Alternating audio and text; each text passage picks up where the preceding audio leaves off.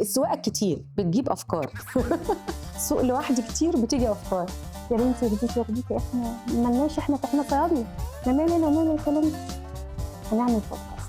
جالي يوم كده كنت بتفرج على بودكاست، انا بحب قوي اسمع بودكاست طول الوقت، بحب اتفرج عليهم. وبعدين وانا كده كنت بسمع موضوع ميديكال كان فيري امبورتنت، يعني قلت we can do this why not، يعني نعمل حاجه زي كده. يعني في يوم وليله بعد الاولانيين بقى برنامج، بعد كده فكرة وسعت منها بقى لا احنا نعمل برنامج ونستضيف ناس وكده، بقى توك شو. ده انا اول ما جات لي الفكره ما كانتش مرسومه غير بساره وكارو، واول ما جات لي الفكره كلمتهم على طول، صحيتهم الصبح كنت رايحه الشغل الصبح الساعه 8، اتصلت بيهم هما الاثنين، وهما يعني ما خدونيش جد في الاول، يعني ما خدوش الموضوع جد يعني.